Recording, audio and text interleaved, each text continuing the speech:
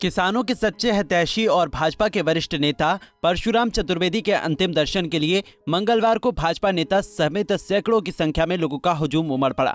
उनके पैतृक गांव महदह में उनकी अंतिम यात्रा निकाली गई।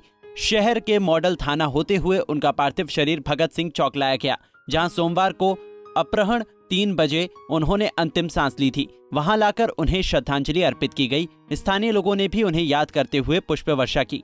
बता दें कि जिस वाहन पर उनकी शव यात्रा निकाली गई थी, उस पर केंद्रीय राज्य मंत्री अश्विनी चौबे, प्रदीप दुबे समेत भाजपा कार्यकर्ताओं और उनके चाहने वाले सैकड़ों की संख्या में आम से लेकर खास लोग शामिल थे। शव यात्रा में शामिल केंद्रीय राज्य मंत्री अश्विनी चौबे ने उन्हें श्रद्धांजलि देते हुए कहा कि यह मेरी व्यक्तित्व क्षति है।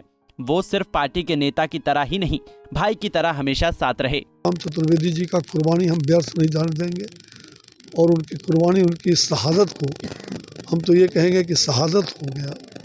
और सरकार के कारण उनकी एक तो समस्या को लेकर के आंदोलन किया और दूसरी बात कि अस्पताल में चिकित्सा स्वास्थ्य व्यवस्था की चरमराई व्यवस्था के कारण उनकी अंतिम समय में इलाज न हो सकी।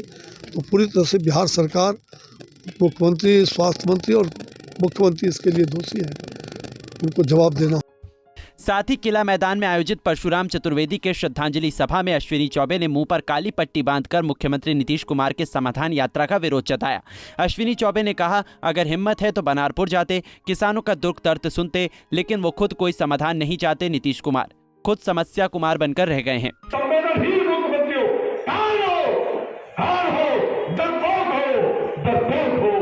हिम्मत है तो बताओ। और मैं आज प्रतिकार दिवस मना रहा हूँ। प्रतिकार दिवस बक्सर की जनता के साथ सदमे में। बक्सर की जनता अपने बेटे को खोया।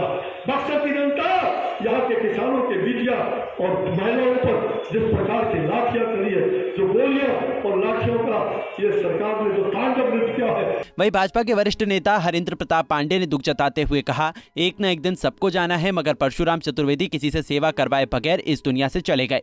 बहुत ही दुखद घटना है। एक तरह से कहिए कि सिद्ध भूमि है, जाना हम सबको है, इसमें कोई दो मत नहीं है। कोई अमर होने नहीं आया है, लेकिन एक मान्यता है कि जो व्यक्ति किसी को सेवा करने का मौका नहीं दे वो महान व्यक्ति। तो मैं तो यही कहूँगा कि बक्सर ने एक महान सपूत को खोया है और उसने किसी को भी सेवा करने का मौका नहीं दिया। इधर भाजपा पूर्व जिला अध्यक्ष राजवंश सिंह ने उनकी यादों को साझा करते हुए बताया कि उस दिन मेरे ही बगल में मीडिया को बयान देकर खड़े थे और मैं बयान दे रहा था। इसी दौरान अचानक धम से गिर पड़े, जहां अस्पताल में ऑक्सीजन और इलाज न होने की वजह से उनकी मृत्यु हो गई। कल की घटना थी। आक्रोश मार्च के बाद हम लोग मीडिया को संबोधित कर रहे थे। परशुराम जी बाइट दे चुके थे, मैं बाइट दे रहा था। परशुराम जी मेरे पीछे खड़े थे। उसके बाद एक बाइक परशुराम जी पीछे गिर गए। कार्यकर्ता ये नहीं समझ पाए कि परशुराम जी को हार्ट अटैक हुआ है, इसलिए कि अपने जीवन में साथ रहते हुए परशुराम जी ने कभी भी इस बात का जिक्र नहीं किया था कि मुझको हार्ट का शिकायत है। इसलिए कि अगर हार्ट की शिकायत रहती तो उनका उपचार पहले से हो गया होता। इसलिए कि बहुत लंबे समय से उनके राजनीतिक गुरु माननीय अश्विनी कुमार चौबे जी बिहार के और केंद्र में स्वास्थ्य मंत्री रहे हैं, लेकिन इस बात की किसी को जानकारी नहीं थी।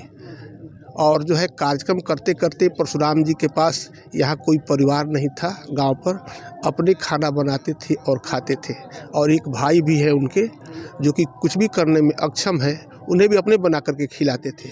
लेकिन पार्टी का जो भी निर्देश होता था, जो भी कार्यक्रम होता था, कोई भी कार्यक्रम में परशुराम जी नहीं छोड़ते थे। यही नहीं, कोई भी व्यक्ति चाहे दल का हो या बेदल का हो, कोई भी व्यक्ति अगर कोई भी शुभ अशुभ कार्यक्रम पर उनको पूछ दिया या उनको जानकारी होती थी तो अवश्य जा।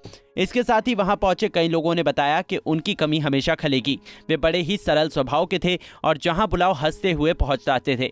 हमेशा अपने दल के लिए काम किया और अंतिम समय में किसानों के आंदोलन का आवाज को बुलंद करते हुए शहीद हो गए। बता दें कि शव यात्रा अपराह्न 3 बजे के लगभग भगत सिंह चौक पहुंची, जिसके बाद सभी लोग चरित्रवन के शमशान घाट पहुंचकर उनका जल प्रवाह किया गया। पंजाब केसरी टीवी के लिए बक्सर से संजय उपाध्याय की रिपोर्ट। हमसे जुड़े रहने के लिए हमारे YouTube चैनल को सब्सक्राइब करें और नई वीडियो की नोटिफिकेशन के लिए बेल आइकॉन को दबाएं। अगर आप ये वीडियो Facebook पर देख रहे हैं तो लाइक जरूर करें और ज्यादा से ज्यादा शेयर करें। धन्यवाद।